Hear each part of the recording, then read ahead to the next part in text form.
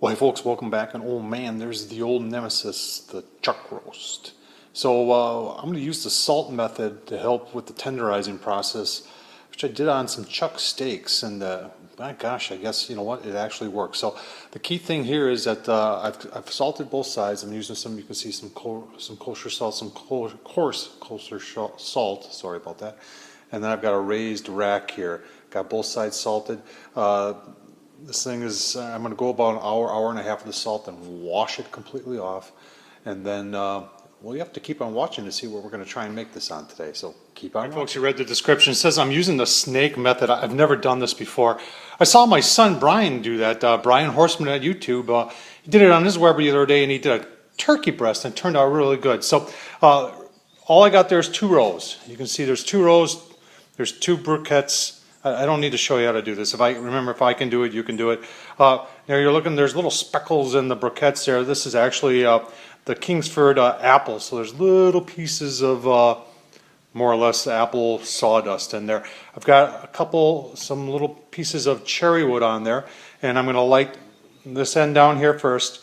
And then the theory is that it'll burn its way around nice and low and slow for our chuck roast. And we're going to put a pan in the middle with some water, our grate, and then the chuck roast on top of that. And we'll give you a look-see when we get that going. There's a setup. I've just put the chuck roast on, had it sitting in salt there for about an hour and a half, washed it off, put some olive oil on there, then put a little of Big Dick's margarita rub, a good generous helping of that.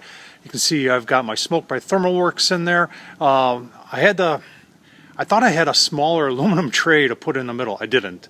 So I had to use a bigger one, and because of that I had to rearrange my charcoal snake a little bit. Didn't take any charcoal off, but I did do a little bit of a 3rd tier to make room. So let's take a quick look. I've got the ThermalWorks smoke set for 165. I'm probably going to bump that up to 170. I want to take this up to 170, and then we're going to pull it.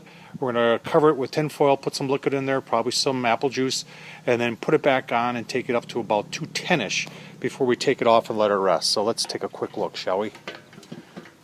There you go. You can see what we got going on there. You see our fire's on that end, and then it's going to work its way around. That's the theory, all the way around. If it gets to the end, I don't know. But you can see we've got our chuck roast there. We've got our pan underneath filled with warm water. Always use warm water.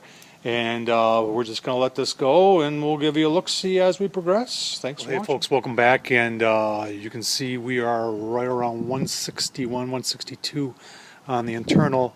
This is almost 8 hours that it's been on. You're saying, holy cow, 8 hours. I know. I shut things, I think I had my vents closed a little bit too much. We went away, ran some, did a couple chores, and I didn't want things getting out of hand. So the temperature did go down. We had some overcast skies. We had a little bit of drizzle, so I think all that affected my temp. But we've gotten back up here. Take a quick look on the inside. I'm going to really start bumping this up because, like I said, it's been 8 hours, and I don't want it to be 12 hours before I can eat because I'm really hungry. So let's take a look here. You can see our charcoal. Well, first of all, I'll take a look at our chuck roast. Oh man, that's looking good. And you can see our charcoal snake is burned all the way to about the halfway point there. We got all this to go yet. So I think what I'm going to do is I'm going to let this go a little bit longer. I'm going to pull it, I'm going to wrap it. I think I'm going to take that water out of there, put a little of that warm water in there, and then get the temperature really up here on the Weber and finish this thing off. So we'll give you a look-see as we proceed. All right, folks, there it is. Mixed results on this one. Basically what it boiled down to is I ran out of time.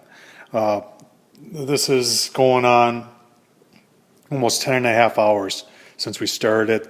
The temperature started going up really quick. I didn't close off my vents, but I shut my vents down on the Weber. We had some errands to run. Came back, we were into the stall. It stalled at 139. I struggled to get it out of the stall and took forever to get the 170. It didn't get the 170 until it was 5 o'clock, and we started at 8:30 this morning. I then wrapped it, put some warm water in there. I was going to put apple juice, but all I had was cold. I didn't want to cool it down. Put it back on the grill, let it go for another hour, and this is after about a half an hour of just resting. And it took some temps here, and in some of these thinner areas, she was 190. Like I said, we want to get to 210 in order to pull. This thicker area here is not even close to being ready to pull. I was able to pull some of this, and you can see it doesn't look bad. It's plenty juicy. And I tasted it, tested it, and it's mighty tasty. It's got a nice smoke ring to it. You can taste the margarita rub from Big Dick's on there. So it did turn out nice. We just ran out of time. So I hope you give this a shot. My whole issue with these things is that I do it different every time. I need to perfect one way and stay with that one way. So hope you give this a shot. I'm going to try it again. And as always, folks, leave a comment. Don't forget to subscribe. Tom Horseman at YouTube. And I can't say it enough again. Thanks for watching.